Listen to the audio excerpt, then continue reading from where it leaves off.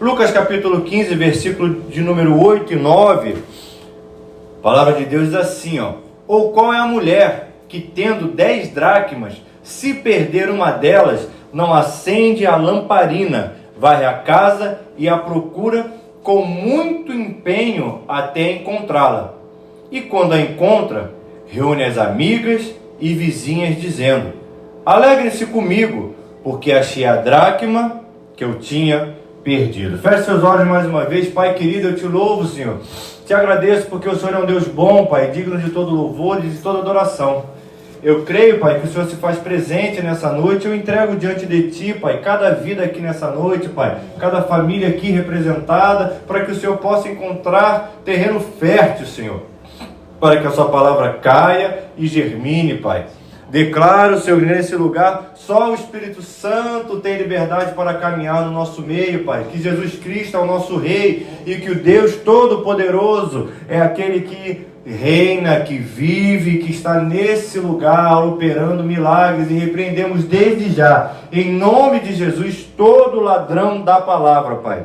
É o que eu te peço, te louvo e te agradeço, em nome de Jesus. Amém e amém. Hoje, denominado culto da palavra, no outro dia eu estava pensando, falei, caramba, o pessoal vem aqui toda quarta-feira, participa da escola bíblica, depois desce para estar no culto junto conosco. Então é um pessoal que, se assim, posso chamar vocês de pessoal, né? É um pessoal, são irmãos assim que gostam de estudar a palavra de Deus e que gostam de receber informações. Então, a fim de que, de repente, eu possa enriquecer um pouco da sua cultura, entenda que o Lucas foi um homem que não esteve ali andando de braço dado com Jesus Cristo, não foi um daqueles apóstolos, aqueles que foram chamados de amigo, tal qual João, que viu a Cristo face a face. Pelo contrário, Lucas, o médico Lucas, ele era um homem que ele teve ali a prática do evangelismo na sua vida, feita através do apóstolo Paulo. Apóstolo Paulo esse que esteve junto com ele e falou: olha, Lucas, retorne lá, vá andando pelas terras onde Jesus esteve e comece, por favor, a angariar, a anotar tudo aquilo que o povo daquele lugar começar a passar para você acerca dos ensinamentos de Cristo. Lucas, então, toma isso na sua vida como uma missão, retorna e começa a escrever aquilo que ele ouve das pessoas que lá estão naquela sociedade, falando acerca daquilo que Cristo havia feito naquela redondeza e para o povo que ali está. E aí, naturalmente, você, quando olha para cá e ouve de repente essa pequena explanação acerca daquilo que foi Lucas e aquilo que Lucas viveu, você fica muito curioso e olha, da onde vem esse tipo de informação? Hoje, denominado o culto da palavra, eu quero convidar você nesse início a fazer aí folheie um pouco a sua Bíblia e volte para Lucas capítulo 1, nesse início do Evangelho de Lucas, que você vai ver de maneira muito clara e nítida isso que eu estou falando. Você já chegou aí em Lucas 1? Lucas 1, você tem a confirmação, ou melhor, você tem esse dado que eu lhe dei. Lucas começa essa carta falando que, visto que muitos compreenderam uma narração coordenada dos fatos que entre nós se realizaram, conforme nos transmitiram que desde o princípio foram testemunhas oculares e ministros da palavra. Igualmente a mim, pareceu bem, depois de cuidadosa investigação de tudo desde a sua origem, dar-lhe por escrito, excelentíssimo Teófilo, uma exposição em ordem, para que você tenha plena certeza das verdades em que foi instruído. Nesse primeiro parágrafo, nesse primeiro capítulo de Lucas, ele deixa bem claro isso que eu acabei de te falar, que ele voltou para as terras onde Cristo havia andado, porque ele resolveu escrever uma carta para Teófilo. E se você andar mais para frente na sua Bíblia e for no livro de Atos dos Apóstolos, que fica logo à frente do Evangelho de João, você vai ver que Lucas, que escreveu o livro de Atos também, ele fala algo especial quando ele abre essa carta. de Atos, ele diz: escrevi o primeiro livro, veja só você. Lucas, ele já deixa bem claro que ele já havia escrito outro livro. Que outro livro foi esse? Você naturalmente se pergunta. O livro de Lucas, olha. E esse segundo livro, o livro de Atos, que o Lucas está escrevendo, ele está escrevendo para quem? Para Teófilo de novo. Ora, reescrevendo as coisas que Jesus foi ensinando e foi elevado às alturas. Ou seja, Lucas, além de médico, ele era um grande curioso, porque ele saía ouvindo aquilo que as pessoas falavam acerca de Jesus. E me conta a história aí, como é que foi depois que Jesus ascendeu aos céus. E o Evangelho de Lucas, quanto tanto o livro de Atos, foram livros que foram escritos pelo médico Lucas para esse tal de Teófilo. Muitos defendem que Teófilo nunca foi uma pessoa. Veja só você. Que Teófilo é uma nomenclatura como é que chama lá no interior? Comadre, né? Ô comadre! Ô compadre! Ô queridão! Que Teófilo nada mais é a junção de dois termos. Quando a gente estuda, por exemplo, a Deus, a gente estuda teologia. Veja só que coisa sensacional. Teo é tudo aquilo que designa a Deus. E filo, quando, por exemplo, Cristo pergunta a Pedro: tu me amas? Pedro, tu me amas? Pedro, tu me amas? O aspecto do amor, ele tem versões diferentes na língua original. Filo, ágape, assim por diante. Então, Teófilo seria um amante de Deus. A junção. Anotou essa aí? Anota aí. Porque aí tem um pessoal que defende: não, Teófilo nunca existiu não. Teófilo é uma junção que foi feita para falar: querido amante de Deus, estou escrevendo isso. Mas aí eu já estou falando de mim. Eu acredito que Teófilo só teve o azar de nascer numa família que o pai era muito criativo. Aí falou assim: vou dar o nome do meu filho de Teófilo. Eu acredito que Teófilo foi um cidadão, foi uma pessoa, foi um sujeito que só teve o azar de ter um pai muito legal, que deu esse nome para ele. Eu acredito que Teófilo, ele existiu. Eu acredito que Teófilo foi um homem que necessitava ter a fé dele abastecida pelo relato de alguém para dizer para ele que Cristo era bom, que Cristo era poderoso, de que Cristo era uma pessoa que poderia operar milagres e que tinha ascendido aos céus. Ou seja, Teófilo, ele foi uma pessoa que foi evangelizada. Lucas foi uma pessoa que foi evangelizada por aqueles que tinham o conhecimento de quem era Cristo. E compreenda que quando a gente começa a falar de Cristo, a gente começa a ver o tempo ser remido, o tempo a passar mais rápido, porque falar de Cristo, das coisas que são referentes de Cristo para mim e para a sua vida, é muito bom. Quando você para falar de Cristo, para falar da Bíblia, para falar acerca dos milagres que Cristo fez na minha e na sua vida, quando você dá por si, você já escreveu um livro que nem Lucas escreveu, quem sabe até 2 livros que nem Lucas escreveu, e Deus, o Espírito Santo, te trouxe aqui nessa noite para te encorajar, primeiramente, a você ser uma pessoa que nem Lucas foi na passagem dele pela terra. Ser uma pessoa que quando você cola com alguém, quando você gruda com alguém, você logo sai falando de Cristo para aquela pessoa. Você logo sai falando: olha, Teófilo, eu vou escrever uma carta para você, para que você entenda quem é Cristo. Lucas foi um grande evangelista na vida desse homem. E Deus está te convidando nessa noite a, quando você colar com alguém, não falar do pastor não, fala de Jesus Cristo, que Jesus Cristo tem mais para oferecer na vida daquela pessoa. Fala acerca de que Cristo tem feito na sua vida, fala acerca das parábolas de Cristo, fala acerca dos milagres que Cristo fez na sua vida, e fala acerca daquilo que Cristo pode fazer e transformar na vida daquele que está do seu lado. Porque, queridos, oportunidade para pregar o Evangelho você tem. Porque toda hora você esbarra com um Teófilo aí no seu caminho, que precisa de uma carta da parte de Cristo para entender que Cristo muda a história. Deus está te convidando a fazer isso. Imagine você que foi da escolinha aqui da igreja. A quantidade de história que você tem para falar de Cristo que Ele operou na sua vida.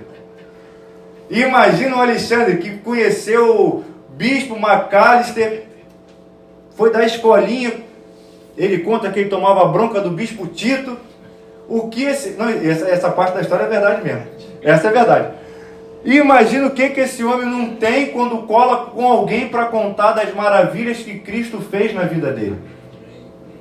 E não é preciso caminhar esse tempo todo com Cristo para contar as maravilhas não, porque Cristo já fez maravilhas na sua vida também. Cristo já fez maravilhas na vida desse irmão que está aí do seu lado.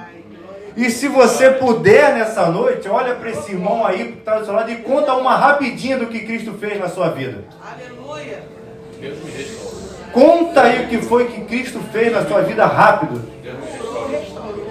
Se você não sabe, deixa eu te falar uma. Salvação é uma delas. A vida que você tem é uma delas. A esposa que Deus te deu foi milagre. Foi milagre, porque... Amém. Né? Vou falar de mim. Com essa lataria que a gente ostenta, arrumar a esposa que a gente arruma, só Deus na história, né? Porque se depender do 3x4 da gente, ia ser difícil, né? Minha, você não, você é bonitão. A minha ia ser difícil, querido. Só Deus opera esses milagres na minha vida. Então, testemunho você tem para contar. Quando você colar com alguém, quando você chegar lá naquele consultório, que a pessoa estiver falando, ai, a minha dor, ai, aquele meu aquilo, que melhor do que espera para entrar no médico é só funeral, né? Que ali está todo mundo com problema. Quando você chegar ali, queridos, comece a falar do amor de Cristo pela vida daquela pessoa, do que Deus pode fazer, porque aquele Teófilo que lá está, ele precisa ouvir aquilo que Deus fez na minha e na sua vida. Amém. E isso é algo que Deus deixou nas nossas vidas. Ide pelo mundo e pregai o evangelho a toda criatura, fazei discípulos, etc. Você já conhece essa palavra.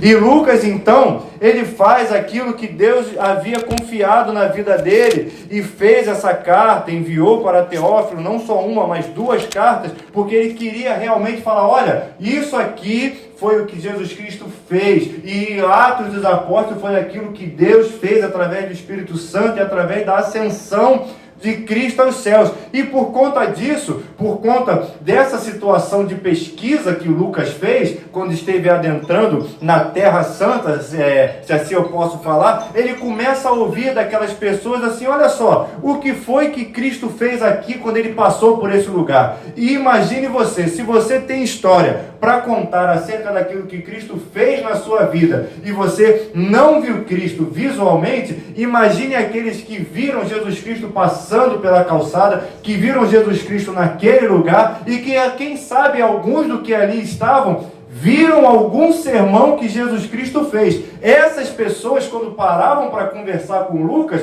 deviam ficar horas e horas contando aquilo que Cristo fez naquele lugar. Olha, eu lembro quando ele passou aqui, eu lembro do bom perfume que ele tinha quando ele passava por aqui. Não, eu estava lá, ninguém me contou não. Eu vi num dia que chegou um garotinho, tinha só um peixinho miudinho assim, e aí deu peixe para todo mundo. Eu nunca tinha visto aquilo. Eu lembro também de uma história de um tal de um pão. Tinha um pão lá. Ah, não. Eu sou aquele que estava pertinho do tanque, que falei, ninguém me empurra lá dentro. Ah, quando se agita. E aquele homem falou, não estou perguntando isso, estou perguntando outra coisa. Lucas, quando parava para conversar com aquelas pessoas, era conversa para mais de metro, porque história para contar, eles tinham.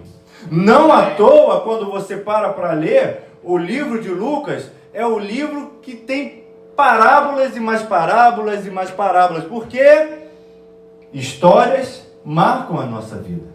E quando Jesus Cristo contava uma história, contava uma parábola, imagino eu que as pessoas ficavam olhando, falando, meu Deus, de onde pode vir tanta história que esse homem conta? Como é que esse cara inventou essa agora? Por essa eu não esperava. Olha só, veja você, eu não entendi nada do que ele falou, mas estou aqui ouvindo. Tanto é que geralmente quando Cristo acabava de contar uma parábola, ele tinha que contar a moral da história. Porque as pessoas ficavam ali encantadas, mas poucos entendiam o que eles estavam falando.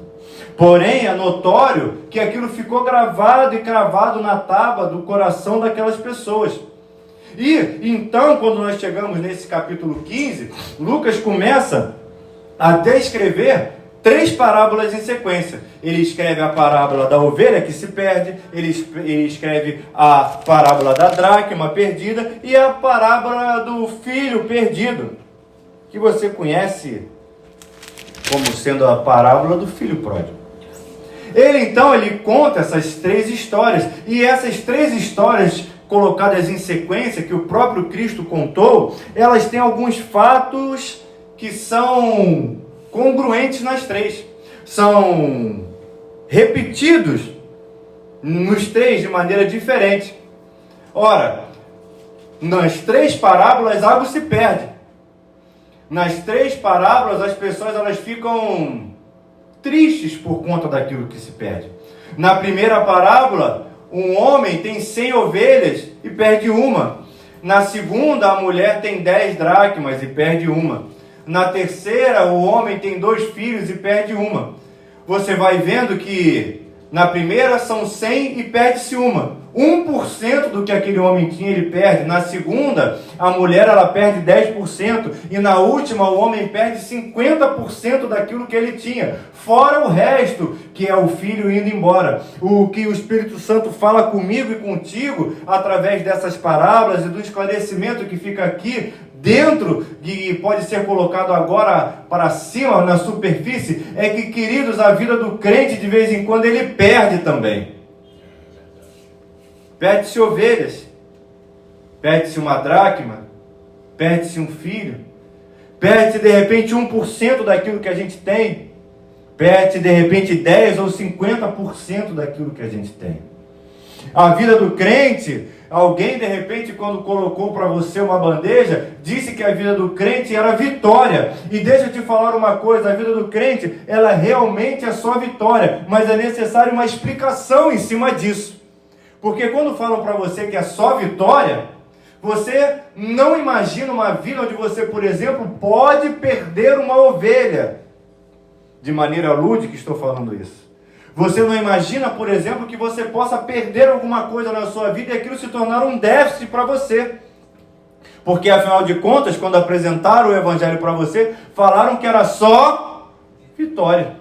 Como pode ser só vitória se eu sofro perdas durante a minha caminhada? Você se pergunta. E aí, quando essa explicação não vem, porque parece que entregaram um contrato com letras miúdas, mas não é bem assim. Esse aspecto da vitória na vida do cristão é ter a certeza que tudo coopera para o bem daqueles que amam a Deus. É saber que mesmo quando você perde, é algo que está debaixo do propósito de Deus para a sua vida. Partindo do princípio que aquilo que se perdeu foi retirado por Deus, aí sim se torna uma vitória. Porque a minha e a sua vida está debaixo do senhorio do Cristo que é vivo. Então tudo que acontece está debaixo da permissividade dele. Partindo desse princípio que tudo está debaixo da mão dele, que tudo acontece porque ele permite ou porque ele faz, aí sim, tudo se torna vitória. Essa vitória que é apresentada para mim e para você, que parece que vem com letras miúdas, significa que vai ser um 7-1 a nosso favor todos os dias, queridos. Significa que nós vamos ganhar, parece que significa que nós não vamos ter problemas na nossa vida. E aí quando você passa pelo primeiro problema, você fala, ora, como pode isso ter acontecido na minha vida? Porque, queridos, a vitória, ela tem o aspecto de que foi Deus que comandou essa situação. Não quer dizer que isso não te frustre. Não quer dizer que isso não te cause um certo desassossego. Não significa que isso não venha a gerar lágrimas nos seus olhos. Porque tem situações que acontecem na nossa vida que nós choramos. Mas foi Deus que guiou aquilo. Foi Deus que estava naquela situação. Foi Deus que permitiu. E aí então, esse capítulo, ele demonstra que a vida do crente, ele pode passar por esse tipo de situação sim. E nessa situação que aqui está acontecendo, do capítulo 15, ele mostra uma situação de uma mulher que está dentro da sua casa e que ela perde uma moeda.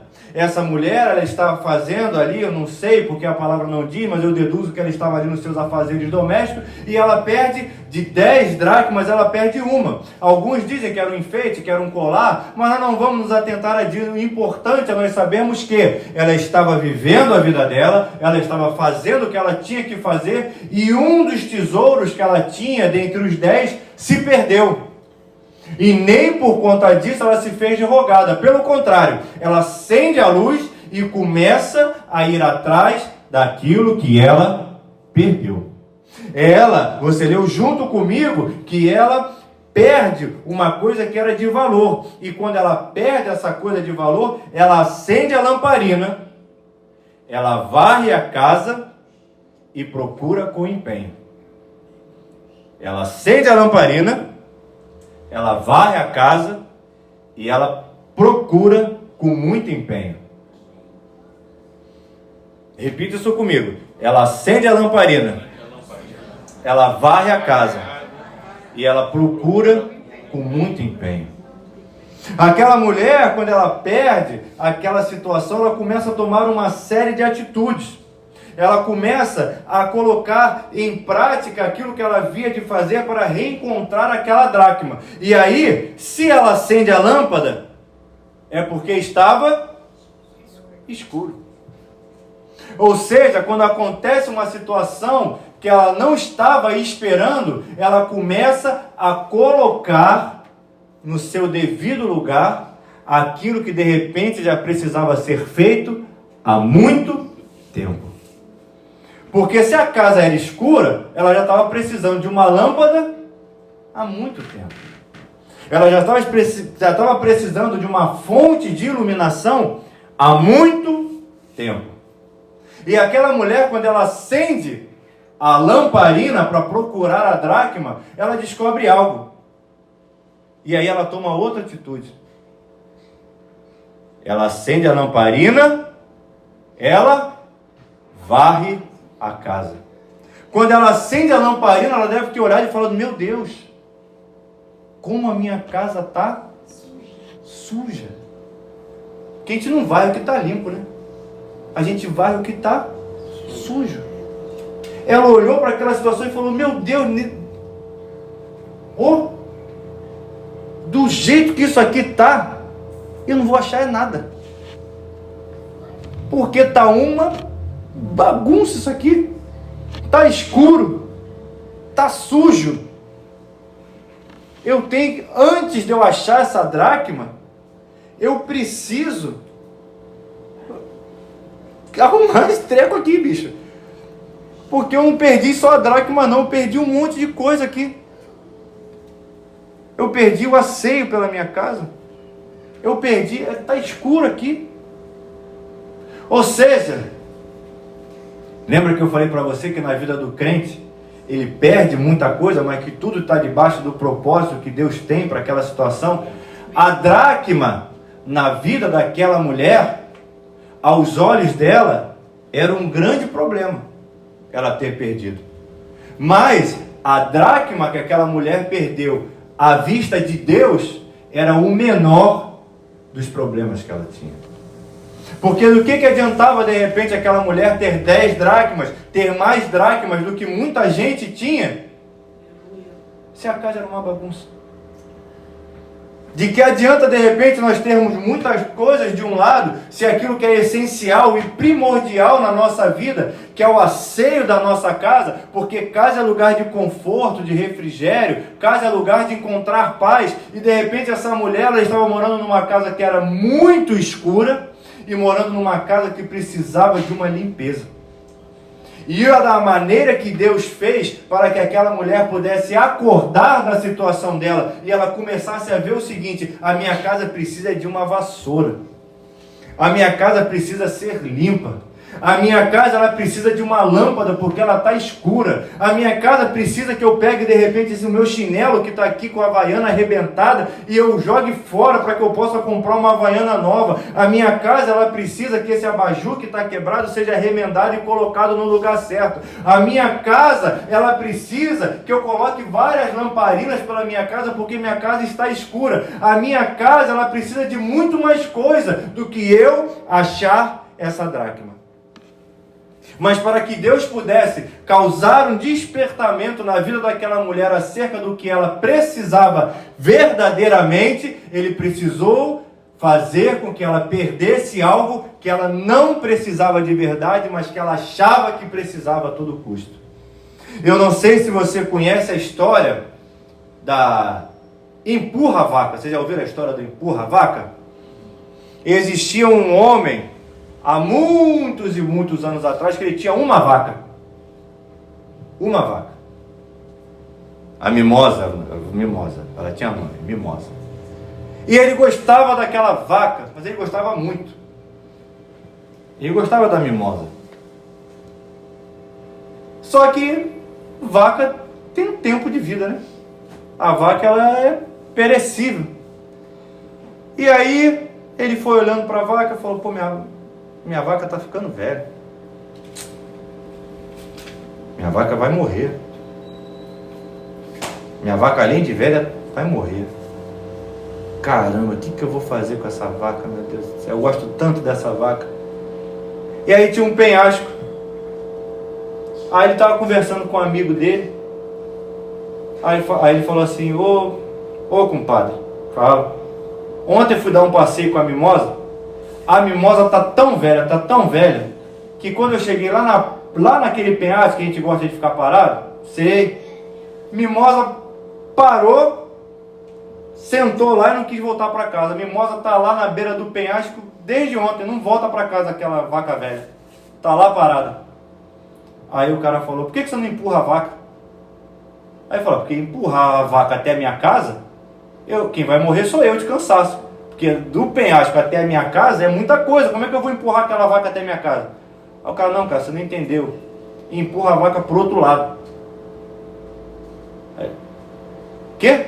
Empurra a vaca pro outro lado. Mas do outro lado tem um penhasco. Então empurra a vaca no penhasco. Aí o cara, empurra a vaca? Ele empurra a vaca. Mas se eu empurrar a vaca no penhasco, ela vai morrer. Aí ele falou, calma. Antes de você empurrar a vaca, como é que é o nome daquele negócio que a gente faz na vaca para tirar o leite? Ordenhar? Você ordenha a vaca, tira todo o leite dela. Tá. Depois que você empurrar a vaca, você corta a vaca toda e vende as carnes dela. Mas empurra a vaca. Aí ele foi lá pro penhasco. Aí, meu Deus, como é que eu vou empurrar essa vaca? O que eu vou fazer com essa vaca? Como é que vai ser esse negócio? Lá para frente ele criou coragem e fez o que o cara falou. Empurrou a vaca. Naturalmente, aconteceu o que havia de acontecer. Com o dinheiro do leite, ele comprou 10 vacas. Com o dinheiro da carne da vaca, ele comprou mais 90 vacas. E aquele homem que só tinha uma vaca, ele passou a ter um rebanho e acabou virando o rei do gado naquela região lá. Tudo começou porque ele resolveu empurrar a vaca. Quando ele achou que ele estava perdendo alguma coisa, ele notou que, na verdade, a partir daquela atitude que ele achava que ele era dependente, ali estava a salvação para algo muito maior que Deus tinha na vida dele. E tudo aquilo começou no ato de quê? Empurrar a vaca. De vez em quando o que Deus faz comigo e contigo é mexer em certas coisas que a gente acha que a gente é dependente daquilo. Mas na verdade o que a gente precisa não é daquilo. É de muito mais do que aquilo está oferecendo. Aquela mulher, ela achava que ela dependia daquela dracma. Que ela precisava encontrar aquela dracma. E a bem da verdade é que ela realmente precisava reaver aquela dracma. Mas Deus usou aquela dracma para que ela pudesse ver que a casa dela estava precisando de luz, para que ela pudesse ver que a casa dela estava precisando de uma limpeza, para que ela pudesse ver que a casa dela podia ser um ambiente aprazível. E que aí sim, ela estaria pronta para encontrar aquela dracma de volta. E note que a mulher, ela acende a lamparina, ela varre a casa, ela procura com muito empenho, e quando encontra a dracma, ela fica muito feliz. Alegrem-se comigo, porque achei a dracma que eu tinha perdido. Mas na verdade, ela tinha transformado a casa dela. Parecia que ela precisava encontrar a dracma, mas ela precisava transformar a realidade da casa dela. O que Deus está falando aqui comigo e contigo é que de vez em quando Ele mexe em certas coisas que nós achamos essenciais para mudar a nossa casa. Porque existem dores que nós passamos na nossa vida. Que dores são essas? Por exemplo, de vez em quando nós estamos ali tão agarrados no emprego, tão dependentes daquela situação que a gente fala, meu Deus, se eu perder esse emprego, o que vai ser de mim? E aí Deus está falando assim, o que vai ser de você quando você perder esse emprego é que você vai virar um foguete. Então empurra essa vaca. De vez em quando a gente está tão atrelado a uma realidade de um parente nosso, que nós estamos ali numa relação de dependência, que a gente fala, meu Deus do céu, o que vai ser quando isso acontecer? E aí um dia acontece. E aí você descobre que você, vamos assim dizer, que você não é dependente daquela pessoa, que você é filho de fulano, você é filho de Beltrano, mas que na verdade você é um cidadão com potencial de produzir muito mais do que aquela pessoa tinha para te oferecer na vida. Você nota que você é um cidadão tão forte, tão poderoso quanto foi o seu pai e a sua mãe, e que você tem possibilidade de ir muito além da onde ele foi. Você de vez em quando olha para certas situações que fala, meu Deus do céu, como é que vai ser se eu sair de casa e for morar lá em Campos, sozinho, trabalhando embarcado, dentro de uma plataforma, isso vai ser horrível. E aí quando você começa a ter esse tipo de situação, você vê, meu Deus do céu, eu sou muito mais forte do que isso. Deus de vez em quando sacode certas coisas, tiram pessoas da nossa vida, colocam outras no nosso caminho, colocam situações, fazem coisas para que a gente possa ver o seguinte, a dracma é o menor dos meus problemas, eu preciso arrumar a minha casa. Deus tem movimentado situações na sua vida para que você possa ver o seguinte, olha, arruma a tua casa, porque a tua casa é tão importante quanto a dracma. Faça o que há de ser feito na sua casa. A sua casa a casa daquela mulher estava suja e ela sequer conseguia perceber. Ela só percebeu quando ela perdeu a dracma. Aí ela viu que ela precisava varrer. Aquele homem que de repente sacrificou a vaca, se assim eu pudesse encerrar a história, ele hoje tem uma rede de supermercados que é conhecida em toda a região onde ele mora como Rede Mimosa.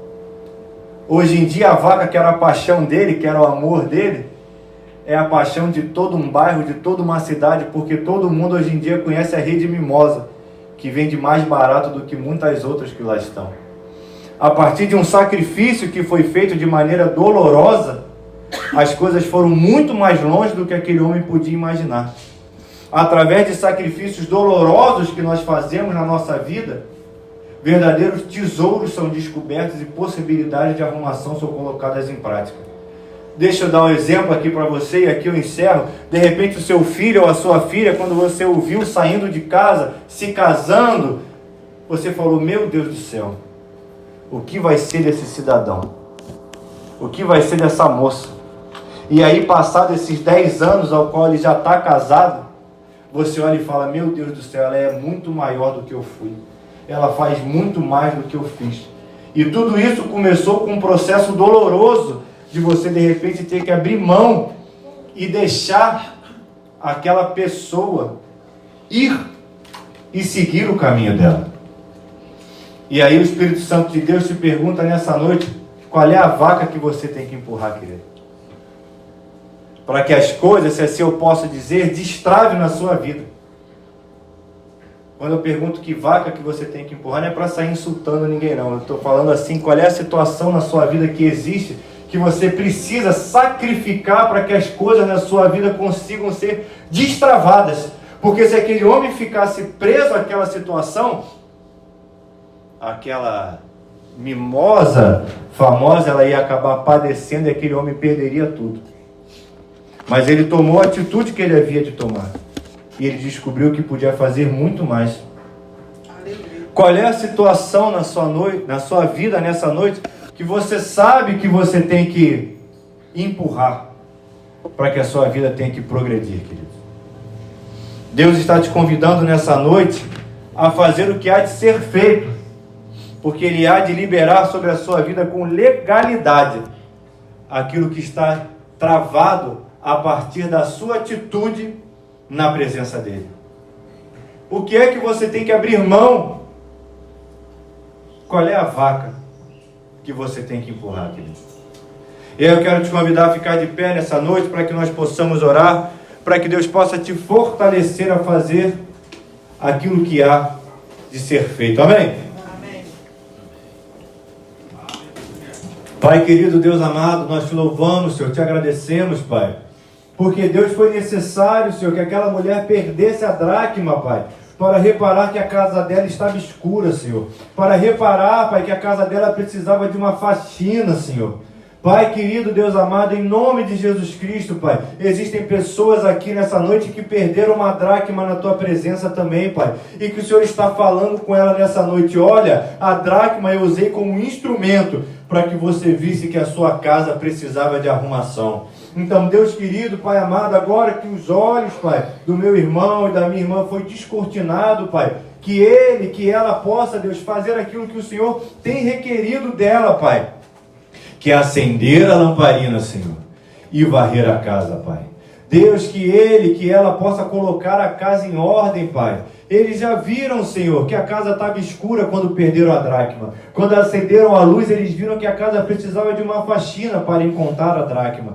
Então, Deus querido, fortalece a vida do meu irmão e da minha irmã, para que a atitude que eles estão vendo que tem que ser feita, eles possam tomar, Pai. A luz já foi acesa, Pai. Foi visto, Pai, que a casa está suja, Deus. E é necessário uma limpeza, Pai. Então, Deus, fortalece o meu irmão, fortalece a minha irmã, Pai. Usa dos teus propósitos, Pai. Usa da tua maneira para que eles possam fazer o que há de ser feito, Pai. Porque, Deus, a dracma está perdida, Senhor.